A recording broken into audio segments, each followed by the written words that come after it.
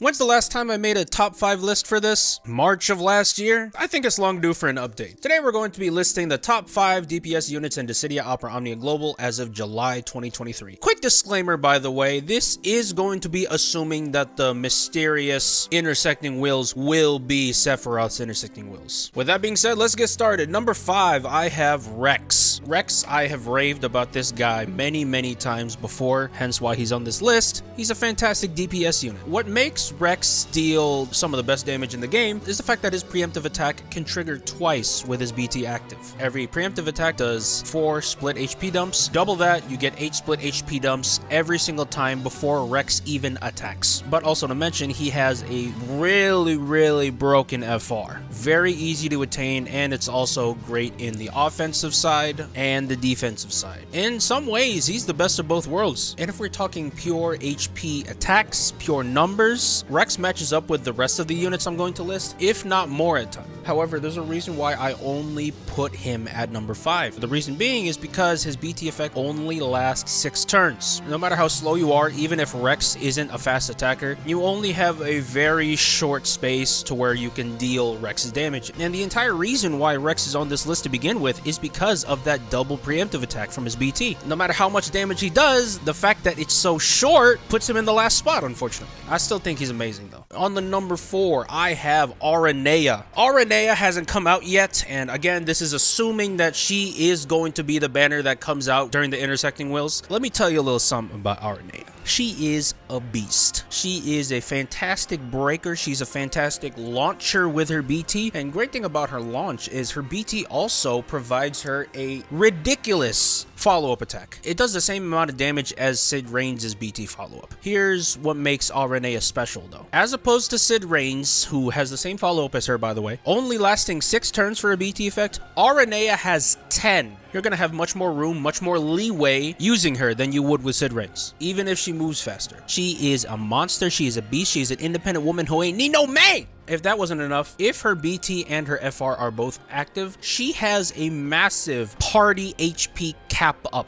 of, get this, wait for it, 80%! Your entire party is going to be getting an 80% HP cap up if Arenaia's FR and BT are both active at the same time. Isn't that crazy? She got herself some juice and she giving everyone else juice. She's an angel. Now, as much as I'm raving about her, there is one tiny with Arenaia's kit, in my opinion, that keeps her from going higher up in the DPS list. It is the fact that her FR isn't the most accessible. Her FR being active is what allows the most of her HP cap ups. However, the fact that you need to break or delay with every single move you do in order to get full numbers from it is a bit difficult, and if you don't build your team accordingly, Arenaia's FR might not actually be that good. Now keep in mind, I emphasized if you don't have the right team compositions, because if you do have the right team compositions and you pair her up with the right people, ironically pairing her up with some other units on this list, she's one of the best units in the game. And if we're talking about her at her best, she's easily at that number 3, number 2 spot. You just gotta know how to really abuse her kit. Number 3 on my list is Lightning. Similar to Arenaia, she's a very fast attacker with a lot of HP dumps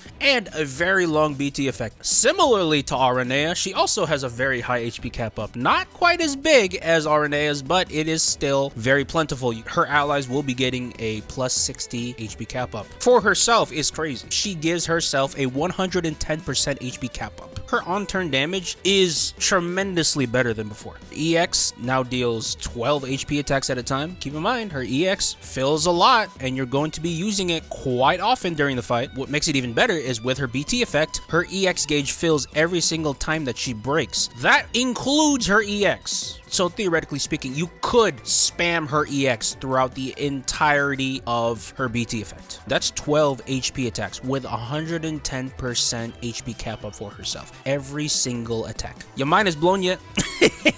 That's why she's number 3 on this list. And Lightning, funny enough, is one of those people that if you pair up with Arenaia, both of them get drastically better. Lightning Arenaia back then even used to be a really good combo. But now that both of them have their BT and FR, it is extra juicy. And it, in my opinion, way more relevant than it ever was. Now, what can top even Lightning? A lot of you guys can probably assume one of the units that will be above her. For the other units, some of you guys might be very surprised on who I list. Number 2, I have the Shampoo King himself. I have Sephiroth. Whoa, Sephiroth, what the hell? Who is this man? Why is he above Lightning? Why is he above Arenaia? Why is he above Rex? Who is this rando? And that's exactly the problem. No one's talking about my guy. The only other person I've seen in this entire community rave about how good he is SimplyLost. And if people are not listening to SimplyLost, you know there's a problem. I know Sephiroth is supposed to be a villain in Final Fantasy, but in this case, he is the unsung hero. My man is broken beyond belief, and no one is saying sh. God dang, man. I'm gonna be going much more in depth in my should you pull video of him, but to give TLDR of sorts, all of his skill damage do massive numbers. Let me list some. For example, Octaslash, his skill 2, will do 11 HP attacks. His EX attack deals 9 AoE HP attacks. 9! Scintilla, his LD, gives 9 split HP attacks. Not convinced yet. Alright, that's fine. Let's talk about his broken BT effect, where all enemies' brave are reset to 1 after every turn. There's a reason why his BT effect, when it originally came out, only lasted 4 turns. However, with his newest rework, it now lasts 8 turns of this broken brave effect. Now, those listings alone would have already put him in this list, in my opinion. However, that's not enough. With his BT effect, he gives himself an HP cap up of 70%. As an extra, he gives the party HP cap up of 30%. If you add up the maths, quick maths, that means Sephiroth is giving himself 100% HP cap up. Remember the damage that he already does with his attacks. 9 AoE HP attacks with his EX, 11 HP attacks with his skill 2. Yo. You guys are starting to understand why it perplexes me so much that no one is talking about this guy? The man is crazy. And because of his broken brave effect, you pair him up with Arenaia? Come on now. Magic. I'm personally greening him. I'm so excited for him to come out. But as you guys know, we gotta talk about someone else who's coming. You guys probably know who this guy is. One of the best units in the entire game. Probably the best unit to ever come out on Opera Omnia. I don't think that's very hard to debate. The man is a DPS machine gun. For some of you guys who somehow don't know who I'm still talking about, I am of course talking about Jyric. Like Jyric! Number 1 is Astos, okay? What does Astos do? He does damage. Is he a tank? No. Does he heal? No. All he does is damage. But here's why he's number 1. He is the best at dealing damage in the entire game. And it's not even close. To summarize Astos' kit in one phrase, I would say select all, delete. That is Astos. You guys might have remembered me making fun of Iris hacking the game. Astos straight up deletes it. He is a literal black hole. Hence why all of his moves are called dark. Because that's what he's dark.